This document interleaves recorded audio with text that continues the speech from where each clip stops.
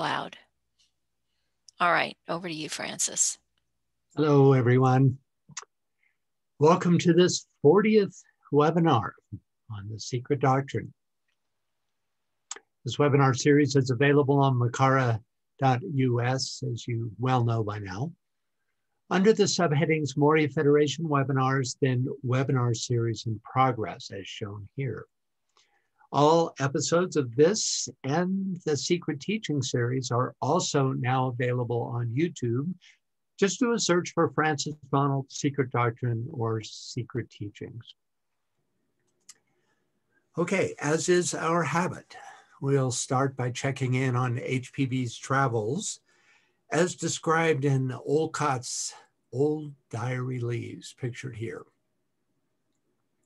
Much has happened since last month when we found the Colonel, HPB, and Damodar, one of their close friends and disciples, bathing in the Arya river that runs adjacent their residence. During the weeks that followed, Olcott and HPB traveled to Bengal, where he renewed his mesmeric healing practice. His diary cites a number of astonishing examples, including healing the blind, lame, and deaf. But since we've read at length about Olcott's abilities in this area, we'll re-enter his diary as he and HPB wind their way towards Darjeeling, high in the Himalayas, by means of a narrow gauge railroad. Could we get a reader for this, please? Sure, I'll start off today. From Dhaka to Darjeeling is a long stretch, even by rail. At Siliguri, we were transferred from the ordinary train to the steam tram that rushes up the Himalayas by a most devious route, curving around the hills, doubling and twisting upon itself, once in a figure of 8, going through forests and wild jungle, past banks of wildflowers growing beside the track, meeting gangs of Bhuti, coolies and Bhutanese, faring along with loads carrying on their backs in baskets like inverted cones, supported by straps passing across their foreheads, through villages of hillmen and Bengali shopkeepers, whose wares were exposed at the doors of the ill-smelling and squalid dens that served them as business and living quarters combined. Up, ever up into the cold and thin air of the heights, where the lowering of the temperature compels a change of dress and the use of top coats and rugs. New vistas of the hot, steamy plains opening out at every turn of the road until rivers seem like glistening threads down below, houses like dolls' boxes, and moving animals and men like the figures of a toy Noah's Ark. Then finally, towards the end of the climb, one finds oneself amid a confusion of mountain peaks crowned by the glittering pinnacles of, okay, you say it. Dhaulagiri.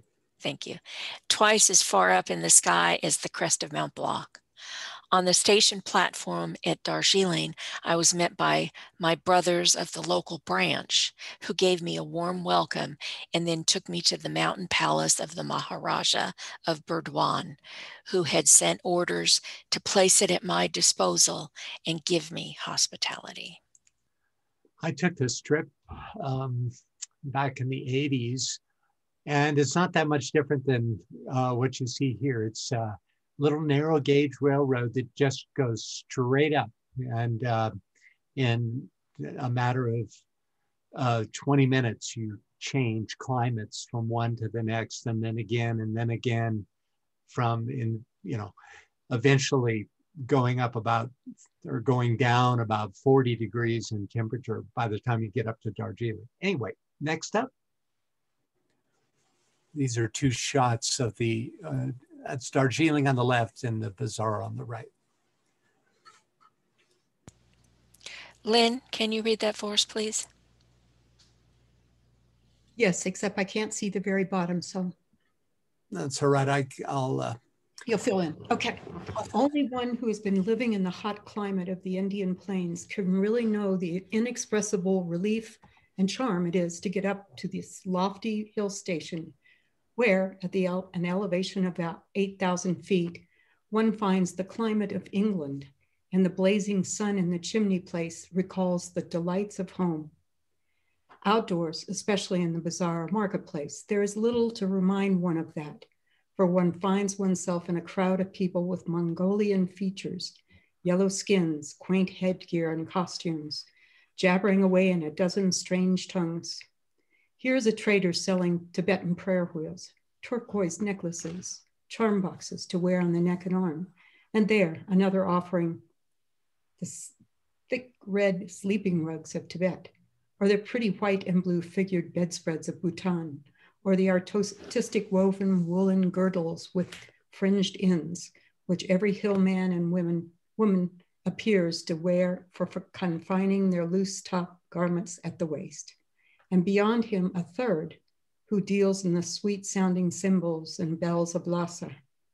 Dealers in ponies, cloths, grains, and every sort of merchandise which is in demand throng the place, and the scene is full of movement and clamor. As I was working my way towards the eastern side of the bazaar ground, I was brought to a sudden stop by seeing a man approaching with his splendid eyes fixed upon mine and a smile on his face. For a moment, I could scarcely believe my eyes. So far away were my thoughts from the possibility of seeing him. It was one of the senior pupils of a Mahatma with whom I had been brought into relations in a place far distant from there. I stood still waiting for any advances he might choose to make. But just when he was quite near, he turned aside with his smiling eyes fixed on mine and was gone. I could find him nowhere. Okay, so these photos are concurrent to Olcott and HPB's visit. This would be late 19th century. Okay, and finally. Carrie, can you read that for us, please? Right. I also have taken this trip on the train. Oh, have you? And spent a week in Darjeeling, yeah. Fantastic. During the next 2 days, I was kept as busy as possible, receiving visitors, discussing high topics, and treating sick persons. On the 24th, I lectured at the town hall on Theosophy, a true science, not a delusion. That morning, I had seen a light that I shall never forget until my dying day. I saw Dabalgiri in a clear sky, without a veil of mist between it and myself. It was like the uncovering of a world of gods and immortals, and the language is almost too poor to do it justice. Before dawn, I had gone out of the house and was waiting for the sunrise. There was no cloud in the steel blue sky to dim the light of the stars. Facing the east, I saw all of a sudden a pinnacle of eternal snow come into view, as if born out of the breast of the night, a small shining white mass, so far up in the heavens that I had to crane my neck to look at it. That was the only shining mass in the sky. All else was night and stars, while the mountains around and before me were shrouded in deep darkness. Anon, the glory burst out in another peak, and then it ran like a flash of molten silver from one to the other. Within the next few moments, the whole rugged cap of the kingly mountain was a blaze of lighted snow. Towering 20,000 feet above Darjeeling and 7,000 more from the plains, seen afar like a dream more than a reality. What wonder that the Hindu popular belief should make it the home of rishis, those ideal embodiments of all human perfections. Thank you, Carrie. Yeah, you know, Darjeeling is one of the 5 world centers talked about by DK, and the least extant or developed. But when you go up there, you can see why it was chosen. It's an extraordinary place. Okay, we finished our last session in the middle of HPB's extended commentary on verse 2, almost 9 pages, of stanza 5, which reads, "They make of him the messenger of their will. The Dzayu becomes Fohat, the swift son of the divine sons, whose sons are the Lapika, runs circular errands. Fohat is the steed, and the thought is the rider. He passes like lightning through the fiery clouds, takes 3 and 5 and 7 strides through the 7 regions above and the 7 below. He lifts his voice and calls the innumerable sparks and joins them." During her commentary, HPB has been giving us a thorough description of Fohat. Let's do a quick recap. I'm going to read this myself. Fohat then is, in terms of essence, the transcendental binding unity of all cosmic energies, a living force created by will, or the first aspect, the living symbol and container of that force.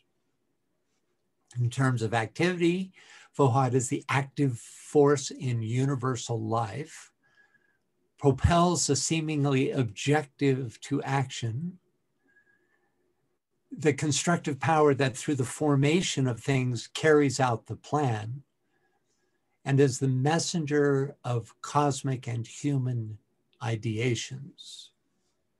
In terms of objectification, Fohat is an entity, the personified electric vital power, the objectivized thought of the gods, or simply the word made flesh.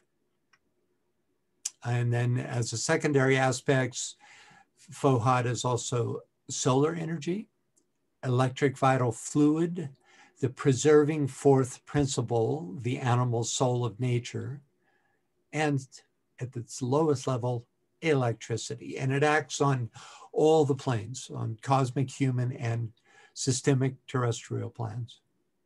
So just to kind of, as a recap, to bring us back up to speed on, because this entire verse, and actually this has now, will in the end spanned at least 3 webinars for this one verse, is entirely about Fohat.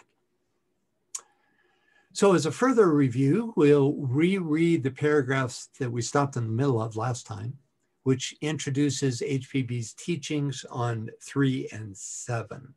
So let's go ahead and reread this, and then we'll get down to it. Greg, can you read that for us, please? Sure. The whole stanza? No, just starting with the 3 and 7, where it's in dark in the middle of the page. Oh, okay. All right. The 3 and 7 strides refer to the 7 spheres inhabited by man of the esoteric doctrine, as well as to the 7 regions of the earth. Notwithstanding the frequent objections made by would-be Orientalists, the 7 worlds or spheres of our planetary chain are distinctly referred to in the exoteric Hindu scriptures. But how strangely all these numbers are connected with like numbers in other cosmogonies and with their symbols can be seen from comparisons and parallelisms made by students of old religions. The 3 strides of Vishnu through the 7 regions of the universe of the Rig Veda have been variously explained by commentators as meaning fire, lightning, and the sun cosmically, and as having been taken in the earth, the atmosphere, and the sky, also as the 3 steps of the dwarf, Vishnu's incarnation. Though more philosophically and in the astronomical sense, very correctly, they are explained by Arnavaba. Arnavaba, is that how you say it? Ornavaba. Ornavaba, as being the various positions of the sun, rising, noon, and setting. Esoteric philosophy alone explains it clearly, and the Zohar laid it down very philosophically and comprehensively. It is said and plainly demonstrated therein that in the beginning of the Elohim or Elohim were called Echad, one, or the deity is one in many, a very simple idea in pantheistic conception in its philosophical sense, of course. Then came the change. Jehovah is Elohim or Jehovah, thus unifying the multiplicity and taking the first step toward monotheism. Now to the query, how is Jehovah Elohim? The answer is by 3 steps from below. Powerful. Yeah. Yeah, thank you. So any thoughts or questions about this paragraph? I have a question. Like, in terms of, where was it? Rigveda. No, I think I'm good for now. I think you'll be able to explain it. Oh, the variation. We always go back through, and pick up every significant part. Like the Elohim are basically the angels of heaven or whatever. Or, yeah. Yeah, it's in one sense, in the most general sense, you could say that. But the Elohim is the 7-in-1 third logos or creator aspect in the Jewish tradition, though they don't have the same identical philosophy. Nonetheless, that's what that is. And we'll get into that. We'll take a close look at each of these concepts. Well, thank you for that, Greg, and welcome. It's great to have you on board. Just so you know, and anybody else, I always put the verse at the top. It's in dark blue or indigo there. No matter what the other text changes, so that you'll always have the relationship to it. And then we'll always only read the black text when I call on you to read. So thank you again. Okay, last month, wait a minute. We had just begun considering the 3 steps of the dwarf, which refers to the 5th avatar of Vishnu. And I think it's interesting just to read the names of these 10 mythical avatars. Can we get a reader for this, please? Sure, Scott. Let me get down there to you. Hindu expert. Yeah, that'd be good. Okay. The 10 mythical avatars of Vishnu are Matsya, the fish, Kurma, the tortoise, Varaha, the boar, Narasimha, the man-lion, last animal stage, Vamana, the dwarf, first step towards the human form, Parasu Rama with the axe, a hero, Ramachandra, the hero of the Ramayana, Krishna, son of Devaki, Gautama Buddha, and finally Kalki, the avatar who is to appear at the end of the Kali Yuga, mounted on a white horse, and inaugurate a new reign of righteousness upon earth. Thank you. So we have illustrations of the dwarf, which is the first step toward the human form, and the final stage of Kalki, which is a 7th root race appearance. Any thoughts or questions about this? HPB says elsewhere that Kalki, Vishnu's final avatar, will appear during the final root race of this globe. Next, Ornavaba, who describes the 3 steps of Vishnu as the rising, noon, and setting positions of the sun, was a grammarian mentioned in the Nirukta, a Vedic glossary by Yaska, the oldest commentary on the Vedas presently known. These 3 solar phases can also be interpreted as the creation, the period of sustenance. Let's see, let's go back here. Yeah, here we got the rising, sun rising, noon, and setting. So these three phases can be interpreted as the creation, the period of sustenance, and the destruction of our solar system, represented in Hindu thought by Brahma, Vishnu, and Shiva. So those would be the three chronological steps of the dwarf, right? But there's also other interpretations. We'll be spending a lot of this webinar looking at these 3, 5, and 7 steps. This quote, the Elohim were called Echad, one, or that deity is one in many, a very simple idea in pantheistic conception in its philosophical sense, of course. That statement refers to the same 7 in 1 third logos that we've been studying over the past year.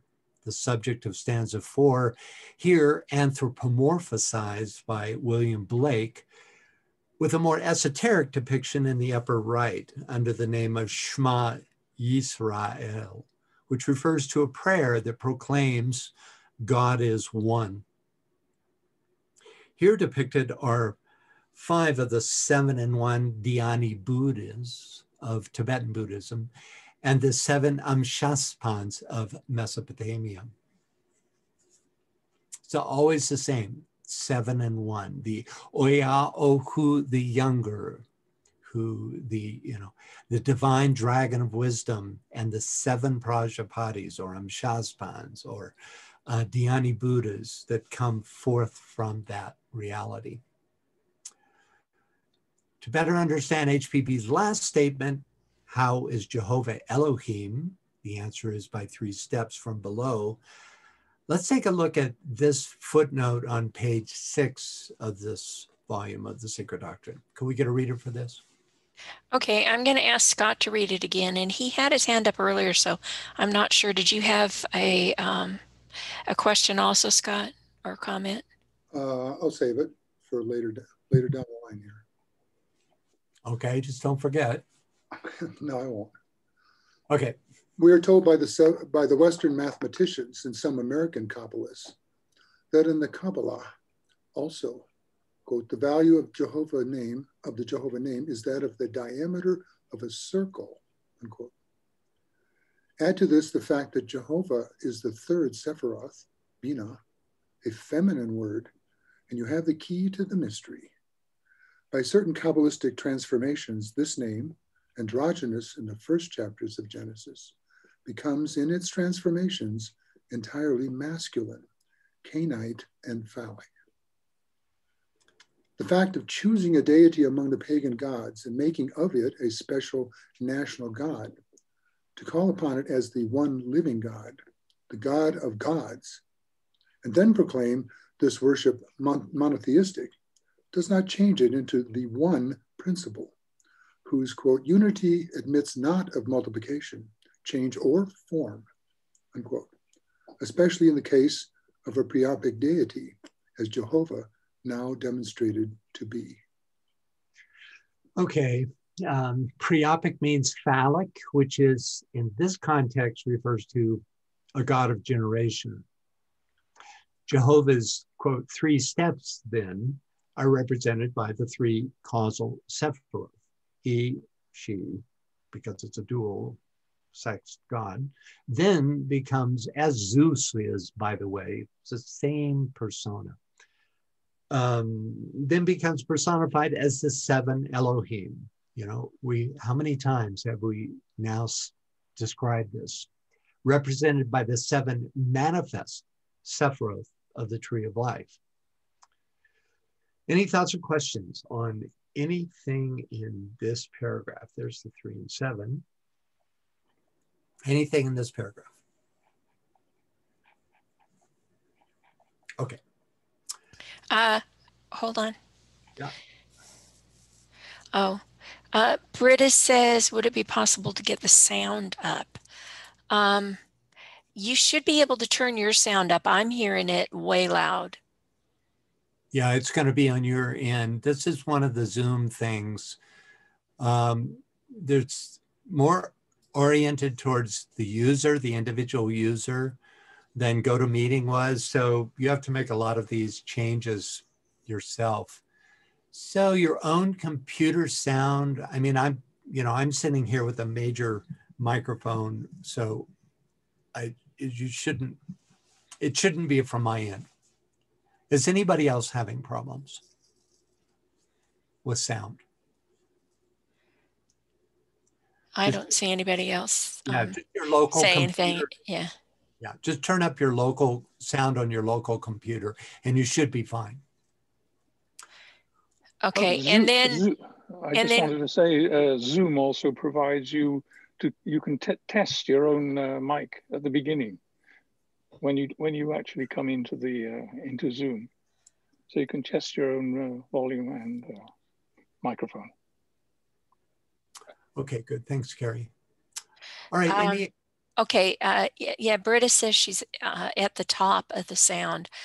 I'm sorry, we're hearing it very, very loud and clear, and some other people have said no, they're not having any problems. Okay, now Karsten says, why not change Sephiroth 1 and 2?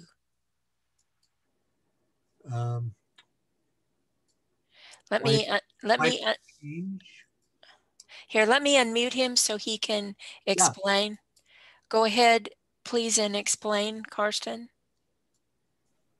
Yeah, I'm normally working with the first Sephiroth, but you can see you have Neptune as the sun.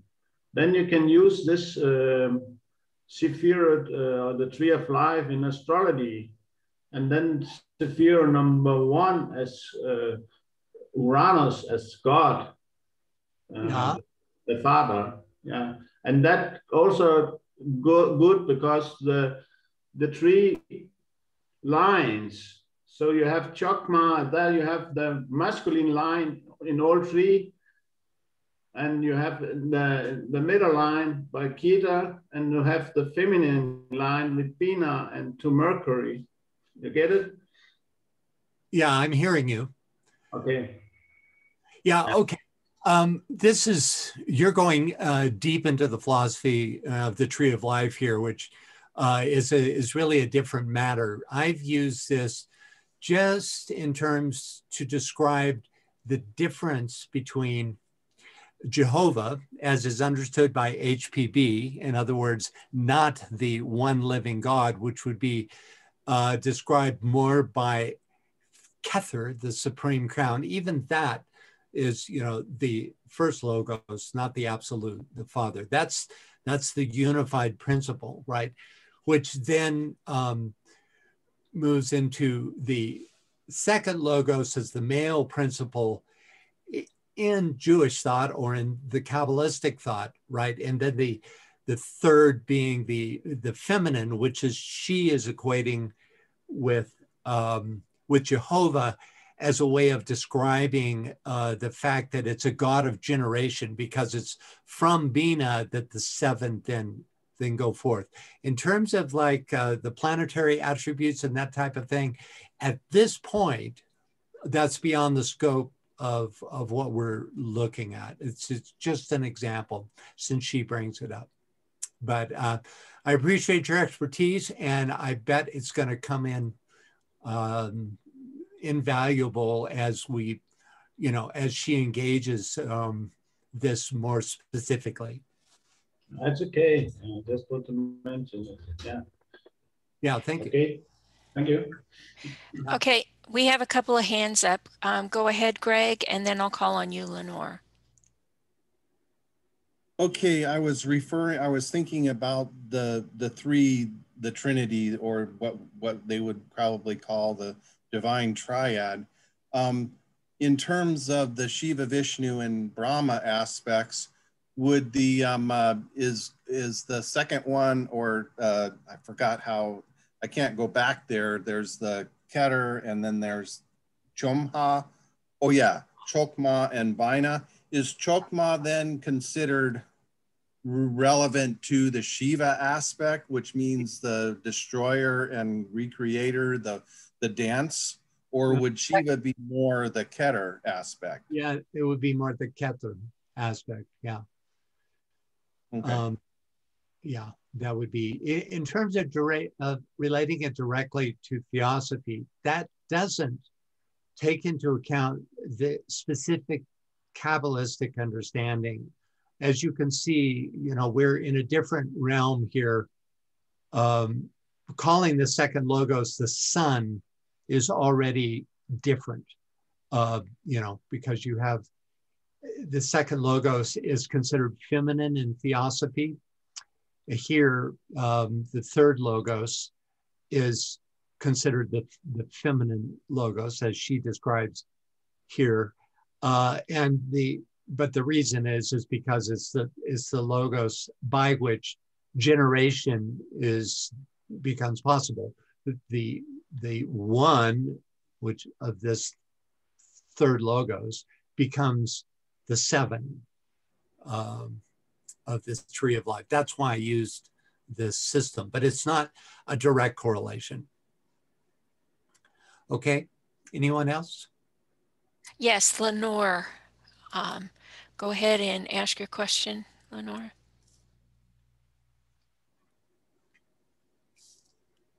Lenore, you should be able to. Can you hear me now? Yes. Okay. I was just going to quickly just say that Kether, you can be considered as Androidian, and spontaneously, Kabbalistic thought, Hatma and Bina are created or emanated, actually is the word that they use. Yeah. So if you want to use the second as feminine in that respect, it is, because spontaneously, that's all. Kether being Android, and then you have the male and female spontaneously. Yeah, okay. Kether is beyond duality. It's the unified principle. Right. Therefore, it's called father here, but not in the sense of gender. It's the first aspect in that sense of the use of the word father, right? So it's even beyond androgynous in the sense that doesn't partake, and of course these you can get a lot of trouble with with the idea of ascribing gender, because it's strictly a metaphor for these stages and states of being. It has more to do with generation and than with any kind of actual gender. But thank you for that. Right, unity with duality. Yes, that's what you have in this initial Trinity. Correct. Right. Okay. Thank you. Yeah. Anyone else? I keep going down, but I'm just going to stay here. It seems like all the questions are connected with this. So, anyone else? Well, that's actually all I see right now. So. Okay. Let's go ahead. Next up, could we get a reader, please? Martha, can you read that for us, please? Start there at the meaning is plain. As I said before, we'll skip the verse on the reading. It's just there for reference. Thank you, BL. So the meaning is plain, is what you're saying, Francis? Mm-hmm. Okay. The meaning is plain. They are all symbols and emblematic, mutually and correlatively, of spirit, soul, and body, man, of the circle transformed into spirit, the soul of the world, and its body, or earth, stepping out of the circle of infinity that no man comprehendeth. Ein Sof, the Kabbalistic synonym for Parabrahm, for the Zerahana Akern of the Mastians, or for any other unknowable, becomes one.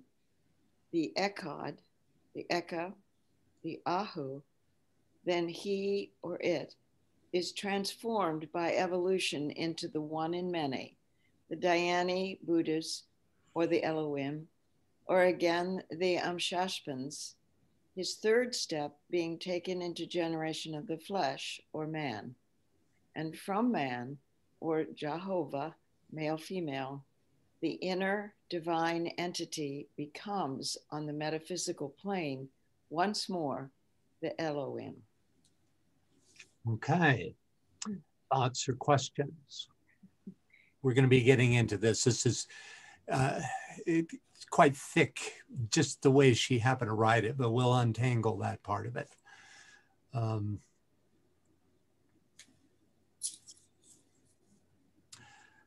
The they are all symbols of spirit, soul, and body, refers to both Vishnu's 3 steps and to Elohim manifesting through Jehovah.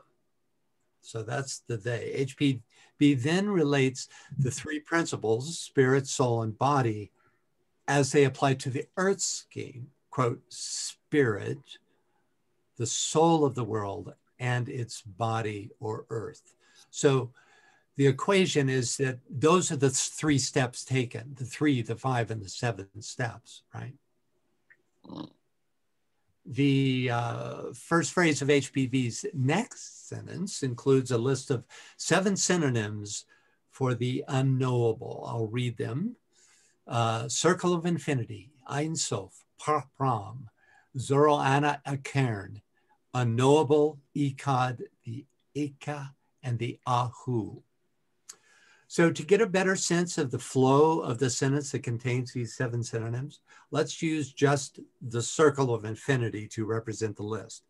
And then it reads, stepping out of the circle of infinity that no man comprehendeth, then he or it is transformed by evolution into the one in many, the Dhyani Buddhas or the Elohim, or again, the Amshaspans, his 3rd step being taken into generation of the flesh or man. So I hope that's becomes a little more understandable. Finally, we have, and from man or Yahovah, male, female, the inner divine entity becomes on the metaphysical plane once more Elohim. That's moving back up.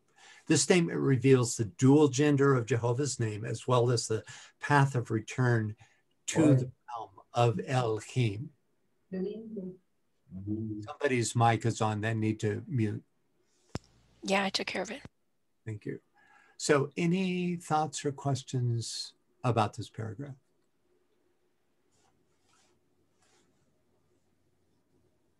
So what we basically have is 7 names for the absolute, or what's called the unknowable, but we'll be getting a little more into that. Let's get on to the footnote. It says the meaning is plain, and then when you read the footnote, it seems like anything but plain, but we'll unravel it. So the footnote references the statement, quote, the meaning is plain. I'm going to read this because of the unusual way that HPB writes the numerical ratios. It's difficult to make out. I had to look into it a little bit in order to figure out how to read it. So the numbers 3, 5, and 7 are prominent in speculative masonry, as shown in Isis. A Mason writes, there are 3, 5, and 7 steps to show a circular walk. The 3 faces of 3 to 3, 5 to 3, and 7 to 3, etc., etc. Sometimes it comes in this form, 753 divided by 2, which equals 376.5, and 7635 over 2, or divided by 2, which equals 3817.5, and the ratio of 20612 over 6561 feet, the cubit measurement of which gives certain measurements within the Great Pyramid. 3, 5, and 7 are mystical numbers, and the last and the first are as greatly honored by Masons as by the Parsis, the triangle being a symbol of deity everywhere. See the Masonic Cyclopedia and Pythagorean Triangle by Oliver.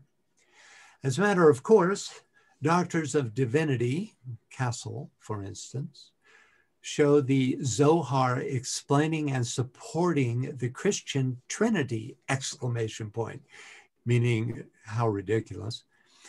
It is the latter, however, that had its origins from the triangle of the heathen in the archaic occultism and symbology. The three strides relate metaphysically to the descent of spirit into matter. And by the way, if you get nothing else from this footnote, and we'll be going back through, this statement is very clear. Three strides relate metaphysically to the descent of spirit into matter, of the logos falling as a ray into the spirit, then into the soul, and finally into the human physical form of man, in which it becomes capitalized life. Okay, just right off the top, or any thoughts or questions? We're going to be going back through this. Okay, first up, the numbers 3, 5, and 7 are prominent in speculative masonry as shown in Isis. A Mason writes, there are the 3, 5, and 7 steps to show a circular walk. Both McCoy's General History of Freemasonry and Mackenzie's Royal Masonic Cyclopedia, which he quotes, attest to the importance of the 3, 5, and 7 in Masonry. So could we get one reader for these 2 pages? Okay, Lenore, can you read them for us, please? Sure. The form of a lodge is an oblong square. 3 well-informed brethren form a legal lodge, 5 improve it, and 7 make it perfect.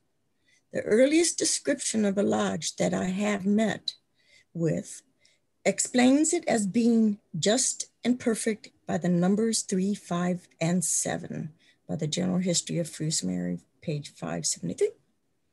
Thank you. And then would you go ahead and read this? Certainly. The winding stairs do not begin until the initiate has passed between the pillars of strength and establishment. And there, as a fellow craft, he commences the ascent by 3, 5, and 7. Although the Prestonian, right? Yeah.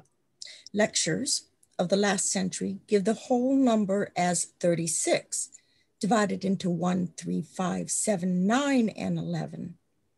As a master mason, he receives in the middle chamber his wages, which is knowledge of the truth. And that is in the Royal Masonic Cyclopedia, page 769. Okay, thank you. Okay, though referencing the 3, 5, and 7 steps, the Masonic references to the 3 degrees, the 5 senses, and the 7 disciplines written on the face of the steps, which you can just make out in the detail on the right, are, to my mind, exoteric and are thus blinds for a deeper meaning of those 3, 5, and 7, which HPB touches on in the 2nd volume of the Secret Doctrine. BL, could you read this for us real quick? Sure.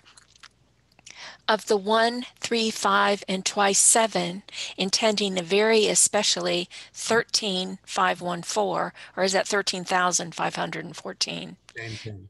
Numerical value of Alhim, which on a circle may be read as 31415 or pi value. I think there cannot be a possibility of doubting, and especially when considered with symbol marks on sacre or chakra or circle of Vishnu. Okay.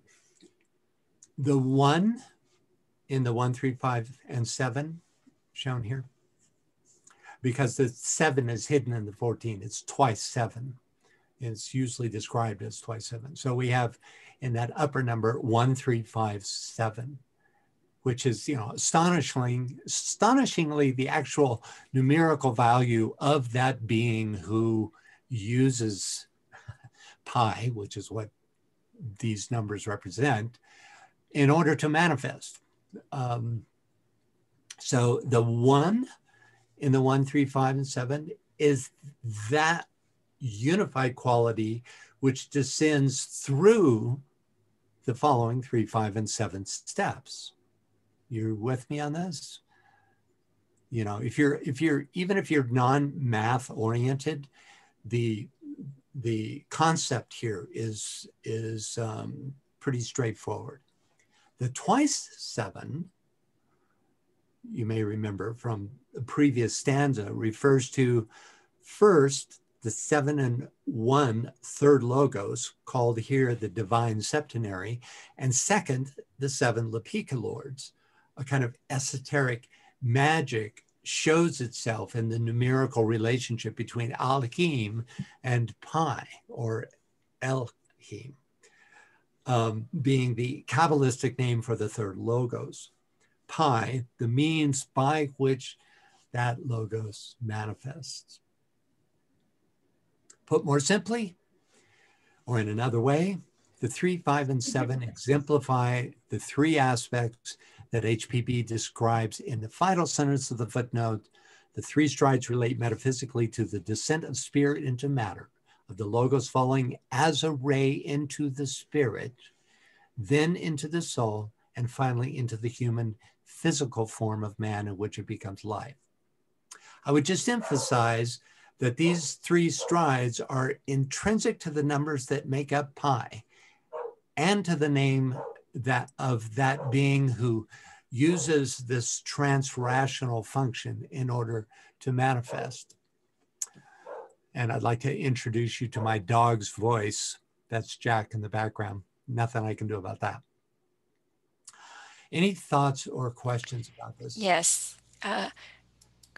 Greg, go ahead.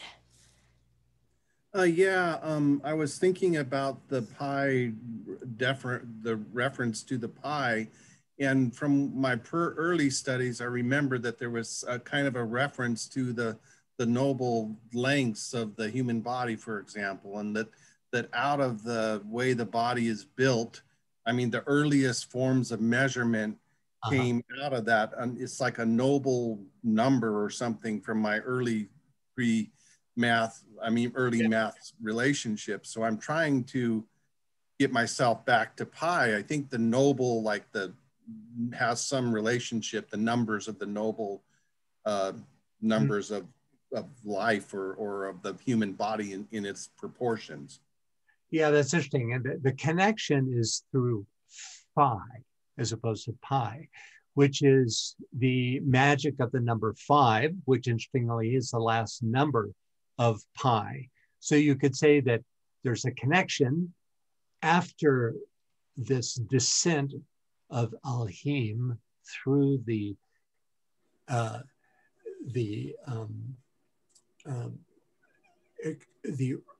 irrational, which is actually the super rational number that is called pi. After that initial descent, then phi as the means by which manifestation occurs, it's also called the golden means, comes into play. Yeah, the golden means comes into play.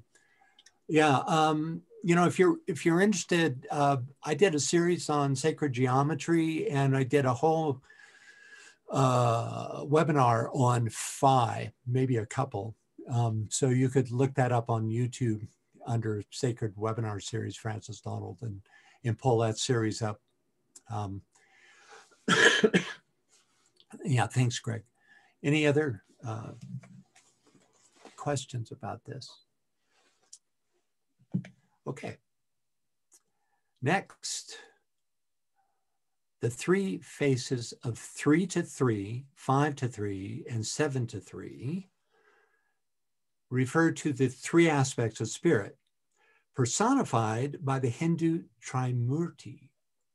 3 to 3 represents the first stride, personified in relationship to spirit, unmanifest, or it says here in the bottom sentence, logos falling as a ray into the spirit. So that's the 3 to 3 relationship that we're talking about now. This is followed by 5 to 3, the second stride, establishing a relationship of soul to spirit, or Vishnu.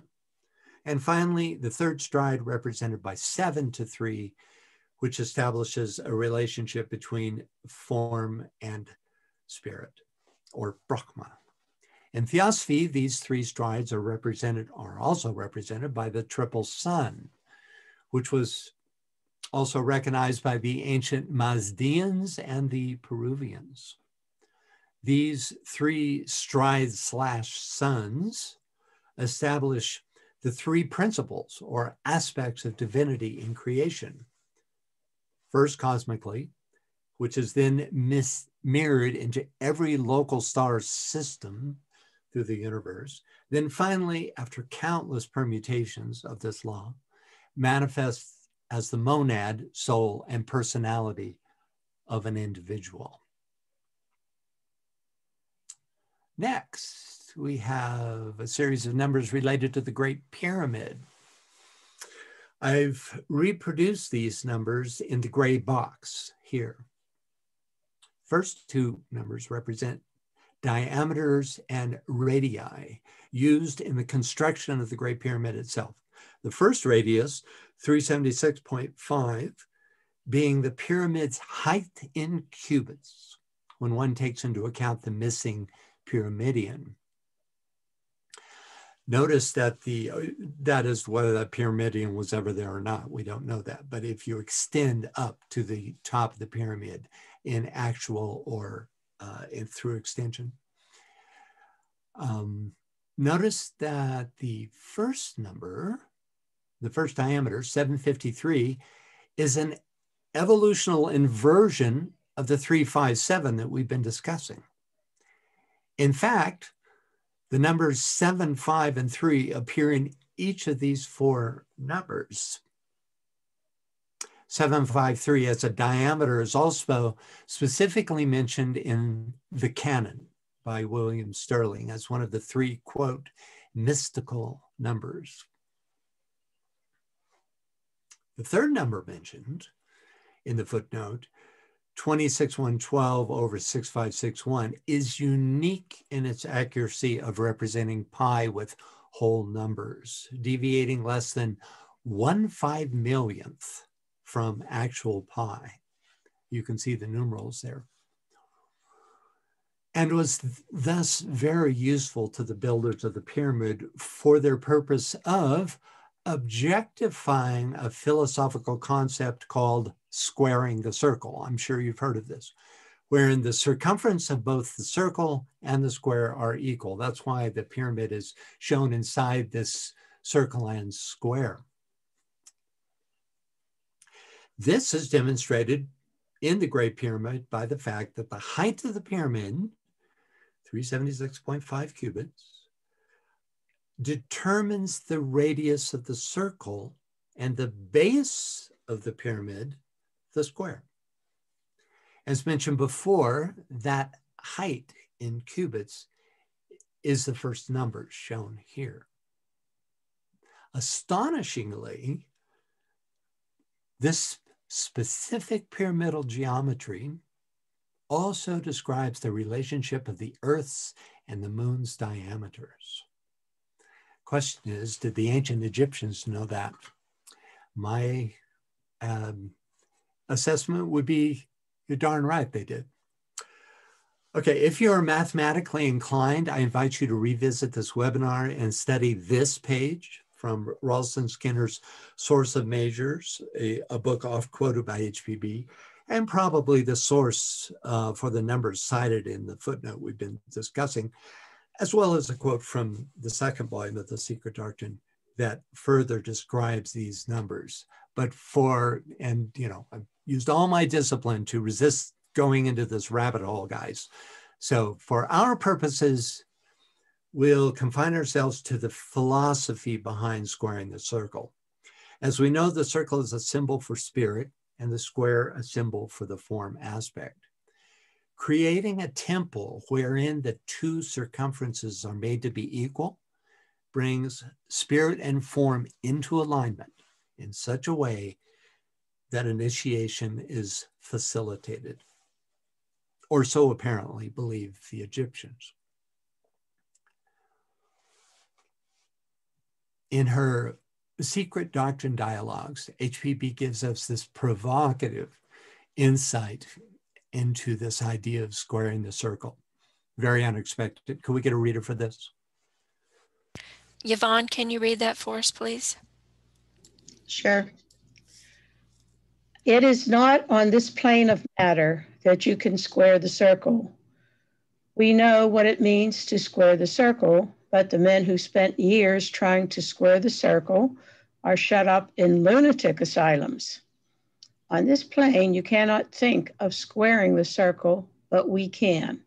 It is quite a different thing from the Secret Doctrine dialogues. Okay, you cannot think of squaring the circle, but we can. It is quite a different thing. It's so provocative. What does this mean? It suggests to me that there is a level of reality wherein this concept of squaring the circle becomes possible, right? And that she exists at that level, but we can't. And, you know, on that level, it is quite a different thing, right? From just the exoteric mathematics. So I found that really, really interesting. Okay, any thoughts or questions about any of this concept of squaring the circle?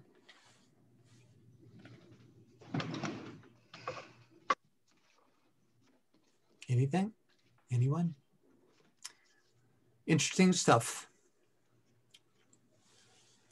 And, you know, I invite you to think of this in terms of the theosophy, the philosophy of aligning spirit and matter, or the personality to the soul, right?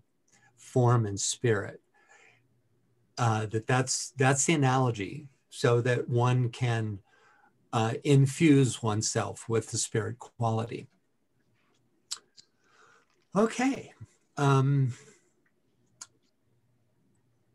Next, let's take a look at a passage from Oliver's Pythagorean Triangle, cited here in the footnote. This is a book that, another one of the books that that HPB often referred to in the Secret Doctrine. So we'll get a taste for the book and some information about the 357, as well as the Tetractys in this quote. A reader, please. Peg, can you read that for us, please? Sure. Can you hear me? Yes. Okay.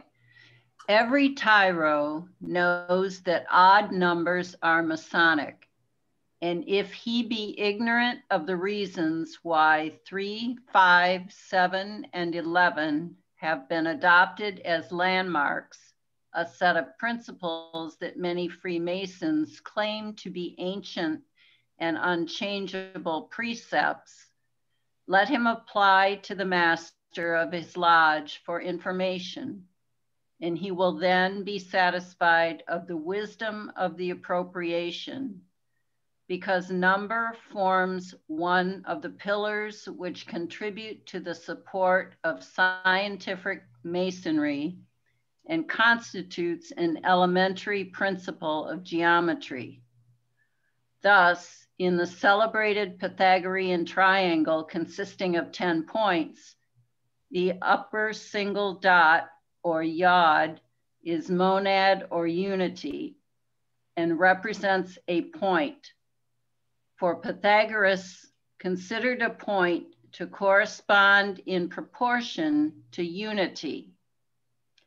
A line to 2, a superfice? Superficie. Superficie to 3, a solid to 4, and he defined a point as a monad having position and the beginning of all things. A line was thought to correspond with duality because it was produced by the first motion from indivisible nature, and formed the junction of 2 points. A superficie was compared to the number 3 because it is the first of all causes that are found in figures for a circle, which is the principle of all round figures, comprises a triad in center, space, circumferences. But a triangle, which is the first of all rectilineal figures, is included in a ternary, yeah, and receives its form according to that number, and was considered by the Pythagoreans to be the author of all sublunary things, or sublunary things. Yeah, sublunary, yeah. Okay, sublunary. Luna. The 4 points at the base of the Pythagorean triangle correspond with a solid or cube, which combines the principles of length, breadth, and thickness, for no solid can have less than 4 extreme boundary points. The Pythagorean triangle, 18-9. Thank you. So we might hypothesize that the tetractys represents the 3 involutional strides of Fohat, seeking manifestation, represented in Theosophy and Masonry by the numbers 3, 5, and 7. Do you see how it represents that? It's through the overlap represented by the rectangles that I've drawn to include first the top triangle and then the middle group of 5 and then the lower group of 7. That gives us the 3, 5, and 7 strides. Any thoughts or questions? All right. Next, HPB gives us a statement about the primacy of the Zohar. Citing the Zohar, this passage from Transactions of the Blavatsky Laws gives us a further explanation of the stages of manifestation represented by the 3 strides. Could we get a reader, please? You don't have to read the Hebrew, just the part on the right. Okay, I'm going to ask Greg to read it, and first I'm going to tell you about his question. His question is, where does the 11 come in? I'm not sure. Scott, do you have any info on that? It's a Masonic question. What's the 1, 3, 5, 7, and 11? Is there a specific Masonic reference around the 11 that you know of? He also mentions that it's, is it significant that these are all the first prime numbers?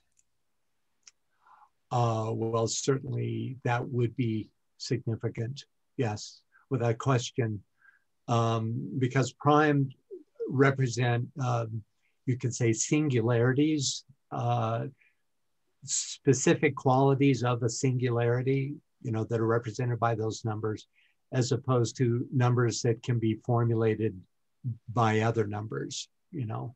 For instance, 49 has very much as its root 7ness, as in terms of 7 times 7, but as the prime numbers are, you could say, in and of themselves, their own quality or attribute. On 11, do we have anything on that at all? I don't have a particular insight. I can talk about the number 11, but you're referencing it in terms of Masonry, specifically in terms of, let's see if I can go back there. Is it that far back? I can't think of anything particular in Masonry that refers to 11. Yeah. Except that it is the sum of 1, 3, and 7. Yeah, that's interesting. Yeah. And leaving out the 5, which is somewhat of secondary importance in a way. Yeah. 3 is not the first prime number, of course. 2 is. 1 is unity. 2 is the only prime, even prime, from the normal way of looking at things. But otherwise, it does cover the prime numbers 3, 5, 7, and 11. That's the only thing and I've never heard of 11 referred to in Masonry that I can call any place specific. Yeah. Yeah. Well, it was, you know, it's a quote from this 19th century encyclopedia on Masonry, or cyclopedia, you know, where it was 1, 3, 5, 7, and 11. And it gave him a total, whatever that is, was it 35 or something? I don't know. So sorry, can't really help you as to that meaning. Which brings up the shocking fact that we don't know everything, but so be it. But thanks for your question. Okay, so whenever you want me to read, let yeah, me know. let's go ahead with that, if you would, please. Okay, so what then are the stages of manifestation? The first stage is the appearance of the potential point in the circle, the unmanifested logos. The second stage is the shooting forth of the ray from the potential white point, producing the first point, which is called in the Zohar, Keter, or Sephira. The third stage is the production from Keter to Chokma and Bina, thus constituting the first triangle, which is the third or manifested logos, in other words, the subjective and objective universe. Further, from this manifested logos will proceed the 7 rays, which in the Zohar are called the lower Sephiroth, and in Eastern occultism, the primordial 7 rays. Thence will proceed the innumerable series of hierarchies. And then the Q then is the triangle here mentioned that which you refer to as the germ in the mundane egg. And then A says, certainly it is, but you must remember that there are both the universal and solar eggs as well as others, and that it is necessary to qualify any statement made concerning them. The mundane egg is an expression of abstract form from Transactions of the Blavatsky Lodge. Yeah, so that means basically all the answers are coming from Madame Blavatsky, and the questions from different members of the lodge who would question her.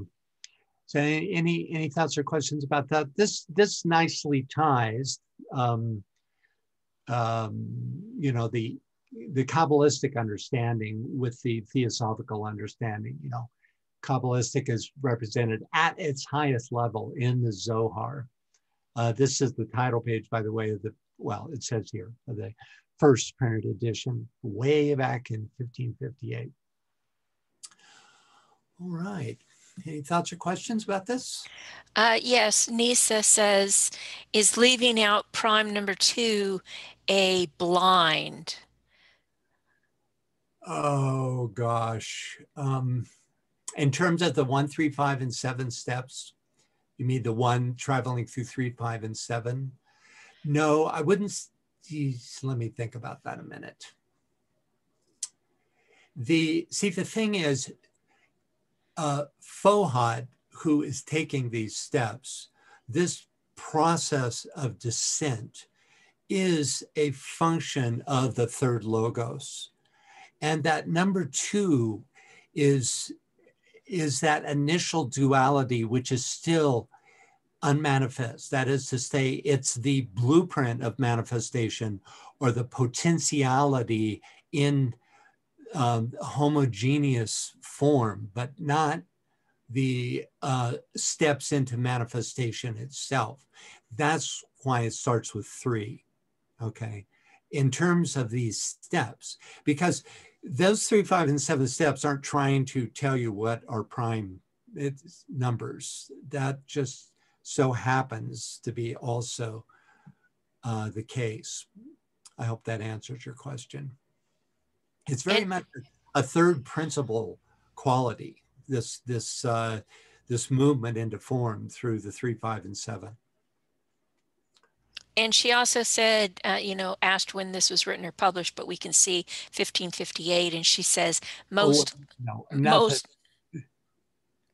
I'm sorry, not the transaction of the Blavatsky Lodge, that was turn of the last century. The Zohar itself, of course, was way back in 1558. Okay, her point was that most literate people would have been a select few. Always, indeed, especially when you're talking about, you know, theosophically literate. Okay, good. Thanks for your questions. Anything else on this? All right. Moving along. Next up, can we get a reader, please? Okay, why don't we ask Nisa to read that for us, please?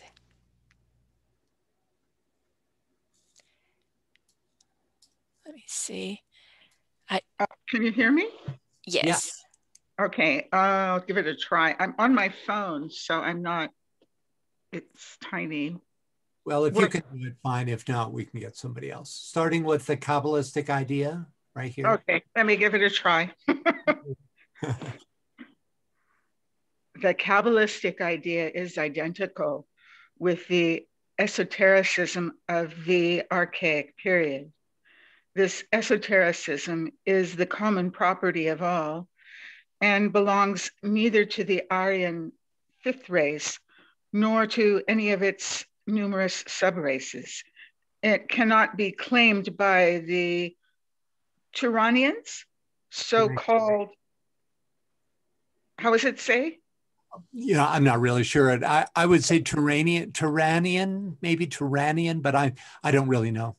So-called the Egyptians, Chinese, Chaldeans, nor any of the 7 divisions of the 5th root race, but really belongs to the 3rd and 4th root races, those descendants we find in the seed of the 5th, the earliest Aryans. The circle was with every nation the symbol of the unknown, boundless space. The abstract garb of an ever-present abstraction, the incognizable deity, it represents limitless time to in eternity. The Zeroana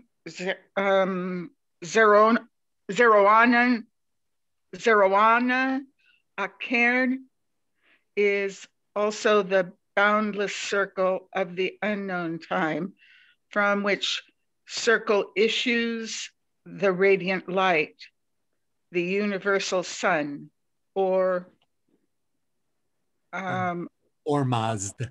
Okay. It's part my tongue and part my eyes. Yeah. And the latter is identical with Chronos. In this Aeolian form, that of a circle, for the circle is Sar and Saros, or cycle, and was the Babylonian god whose circular horizon was the visible symbol of the invisible, while the sun was the one circle from which proceeded the cosmic orbs and from which he was considered the leader. Excellent. Thank you. You got through it. Thank you. So any thoughts or questions about this segment? The first half of the segment proclaims the antiquity of the ancient wisdom. This esotericism belongs to the 3rd and 4th root races, whose descendants we find in the seed of the 5th, the earliest Aryans. Quotes from both volumes of the Secret Doctrine elaborate on this teaching, which he just barely is touching on here. We're going to go a little deeper just to gain some understanding. Can we get a reader, please? Maybe we could divide this into for the 2 quotes. Okay. Carrie, can you do the top part, and then Scott, the second part, please? It is under the direct silent guidance of this Maha, great Guru, that all the other less divine teachers and instructors of mankind became, from the first awakening of human consciousness, the guides of early humanity. It is through these sons of God that infant humanity got its first notions of all the arts and sciences, as well as of spiritual knowledge. And it is they who have laid the first foundation stone of those ancient civilizations that puzzle so sorely our modern generation of students and scholars. It is the pupils of those incarnated rishis and devas of the third root race who handed their knowledge from one generation to another, to Egypt and Greece with its now lost canon of proportion. As it is the disciples of the initiates of the fourth, the Atlanteans, who handed it over to their divine perfection of those architectural proportions. You skipped a line, Carrie. Sorry. Who handed it over to their cyclopes, the sons of cycles, or of the infinite, from whom the name passed to the still later generations of Gnostic priests. It is owing to the divine perfection of those architectural proportions that the ancients could build those wonders of all the subsequent ages, their fanes, pyramids, cave temples, cromlechs, cairns, altars, proving they had the powers of machinery and a knowledge of mechanics to which modern skill is like a child's play, and which that skill refers to itself as the works of hundred-handed giants. See Book of God, Keneally. Thank you. Okay, you can see the illustration there showing the Lemurian or the third race that's in dark blue, and then the Atlantean race where the seeds or the roots of the esoteric teaching, the ageless wisdom, that's why it's called ageless, is passed on to what's called the seed of the Aryan race there at the bottom, the fifth race. So could we get a reader for the second text? In the Dwapara age, in the person of Veda Vyasa, he, Vishnu in the form of Pila, divides the one Veda into four and distributes it into hundreds, sata, of branches. Truly so. The Veda of the earliest Aryans, before it was written, went forth into every nation of the Atlanto-Lemurians and sowed the first seeds of all that now existing old religions. The offshoots of the never-dying tree of wisdom have scattered their dead leaves even on Judeo-Christianity. And at the end of the Kali, our present age, Vishnu, or the everlasting king, will appear as Kalki and reestablish righteousness upon earth. The minds of those who live at that time shall be awakened and become as pellucid as crystal. The men who are thus changed by virtue of that peculiar time, the sixth race, shall be as the seeds of other human beings and shall give birth to a race who shall follow the laws of the Krita age of purity. That is, it shall be the seventh race, the race of the Buddhas, the sons of God, born of immaculate parents. Thank you, Scott. Any thoughts or questions about this? So next up, this very important statement that I have in bold marks the only time in the first volume of the Secret Doctrine that HBB links the term Aryan to the fifth root race with its 7 subraces, as DK invariably does when using the term.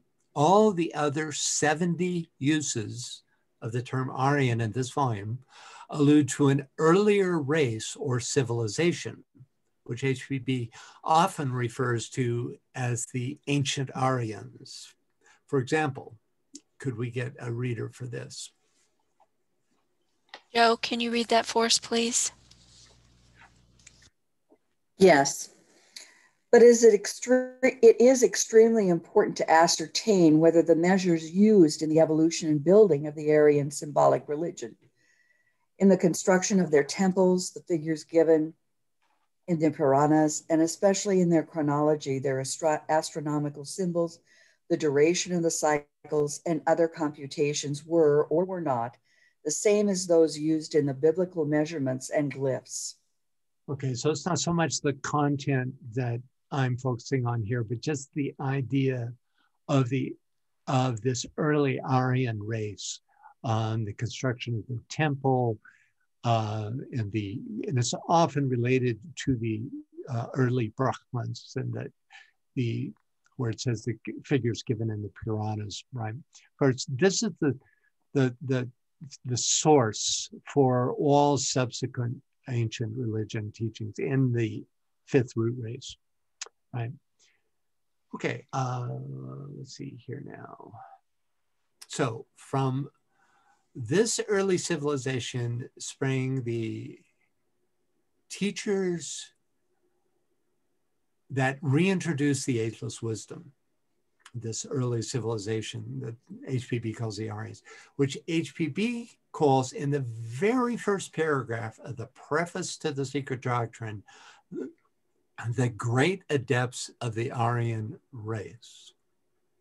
HPB continually stresses the fact that though their teachings have formed the basis of the esoteric philosophy given to initiates down the ages, the deeply esoteric works of these original Aryan masters has never been made available to the general public. And this quote further describes that. Could we get a reader? Lynn, can you read that, please? Yes, the loss of those keys, which alone could solve the 1,000 riddles of the Egyptian hieroglyphic records. The tradition in India that the real secret commentaries, which alone make the Veda intelligible, though no longer visible to profane eyes, still remain for the initiate, hidden in secret caves and crypts, and an identical belief among the Buddhists with regard to their secret books. The occultists assert that all these exist, safe from Western spoliating hands, to reappear in some more enlightened age, for which, in the words of the late Swami Dayanand Saraswati, the Melekchras, outcast savages, those beyond the pale of Aryan civilization, will have to wait. Neither the old Aryan nor the Egyptian psychology are now properly understood. No Eastern Aryan esoteric works are so far published, but we possess the Egyptian papyri which speak clearly of the 7 principles or the 7 souls of man. Whether the origin of the zodiac is Aryan or Egyptian, it is still of an immense antiquity. When the false theologies disappear, then true prehistoric realities will be found, contained especially in the mythology of the Aryans, ancient Hindus, and even the pre-Homeric Hellenes. Well, can you think of a better word for outcasts than Melekchras? It seems just perfect. Okay. In spite of their antiquity, HPB recognizes the ancient Aryans as the progenitors of our current race. Quote, like our ancestors, the primitive Aryans, we believe firmly in the personality and intelligence of more than one phenomenon-producing force in nature. Could we get a reader for the remaining quotes? I'll do my best. The Vedic Aryans were as familiar with the mysteries of sound and color as our physiologists are on the physical plane, but they had mastered the secrets of both on planes inaccessible to the materialists. They knew of a double set of senses, spiritual and material. The Buddha was a child of the Aryan soil, a born Hindu, a Kshatriya, and a disciple of the twice born, the initiated Brahmins, or Dvijas. Turning now to the oldest Aryan literature, Aryan. Okay. Aryan literature, the Rig Veda. Or is it Rig Veda? Anyway. More than one scholar has stated that there never was a religious founder, whether Aryan, Semitic, or Turanian, who had invented a new religion or revealed a new truth. These founders were all transmitters, not original teachers. They are all found in Aryan philosophy personified by Visvakaram, Arman, Indra, Vishnu, etc.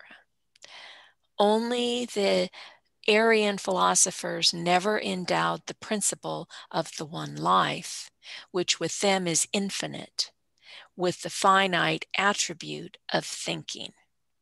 Okay, so the purpose here again is not the content of these quotes so much as the reference to the seed root race, the Aryans, the seed subrace of our Aryan root race. Okay, and finally, in our little side exploration of Aryans, let's take a look at the Theosophical Glossary entry on Arya and the Aryan doctrine. Martha, can you read that for us, please? Sure. Arya, Sanskrit.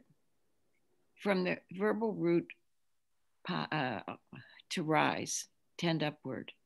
Holy, hallowed, highly evolved, or especially trained.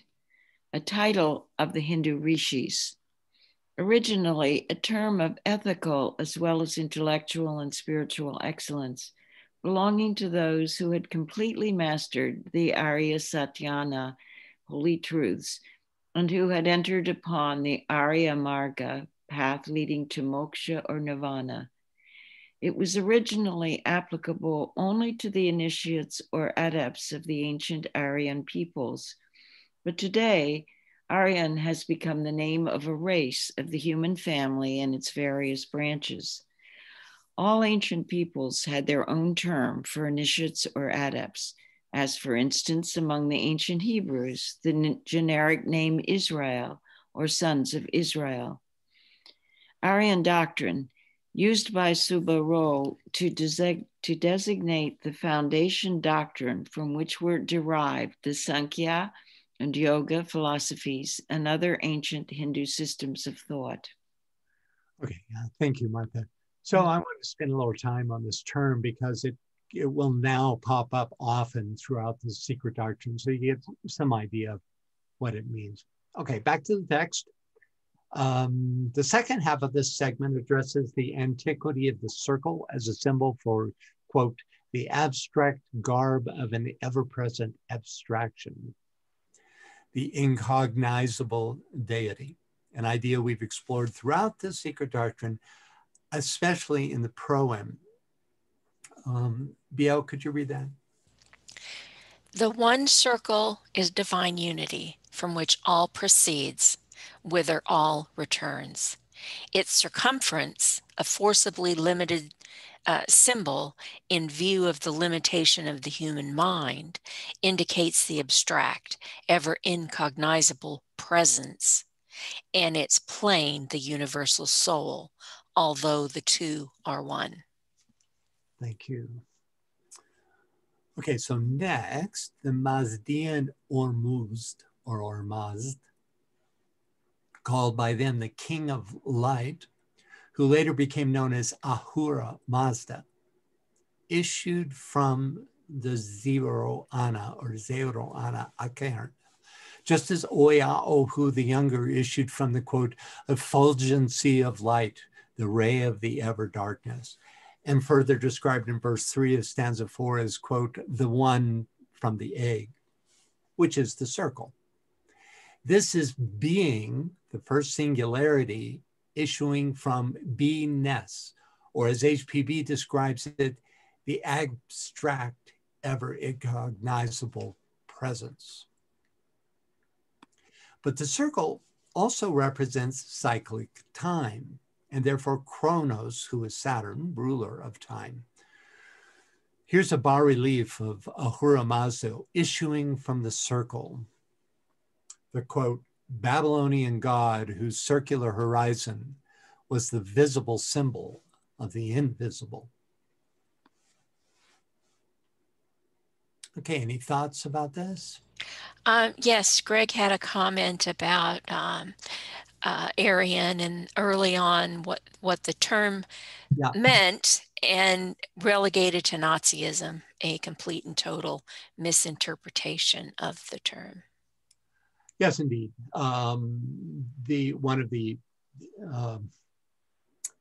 particularities of the Nazis was that they took many sacred symbols, including the swastika, the term Aryan, and others, the chosen ones, from a different perspective, because Aryan was subverted to mean chosen. And therefore, they took these very powerful, intrinsically powerful symbols and ideas and subverted them to their own purposes. Okay.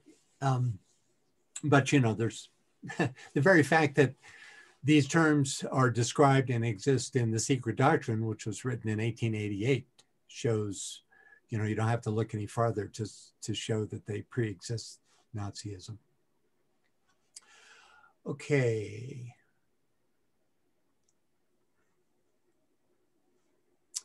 Next up, can we get a reader for the second half of this long paragraph? Yvonne, can you read that for us, please? Yes. Zero Ana is the chakra or circle of Vishnu, the mysterious emblem which is, according to the definition of a mystic, a curve of such a nature that as to any, the least possible part thereof. If the curve be protracted either way, it will proceed and finally re-enter upon itself and form one and the same curve, or that which we call the circle. No better definition could thus be given of the natural symbol and the evident nature of deity, which having its circumference everywhere, the boundless, has, therefore, its central point also everywhere. In other words, is in every point of the universe. The invisible deity is thus also the Dhyan Chohan, or the Rishis, the primitive 7 and the 9, without, and 10 including their synthetical unit, from which it steps into man.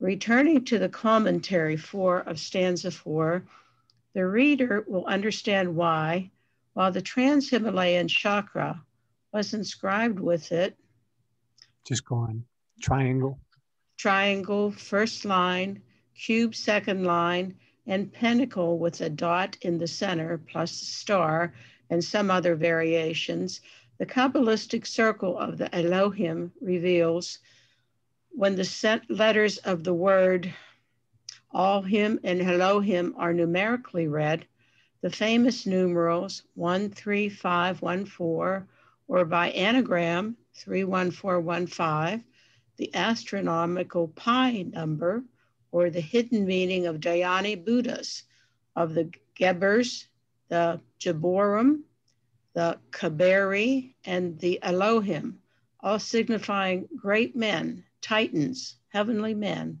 and on earth, the giants. Okay, any thoughts or questions? Yeah, I have something. Yo. Just going back to the last one, just sneaking that in. We read about. Where do you want me? Previous? This one, yeah, at the very bottom. Let me go back and read about, whether it's in the Bible or other sacred texts, we read about giants of antiquity. Yeah. And we think of them physically as being giants, which I think they were as well. That's not the reference here.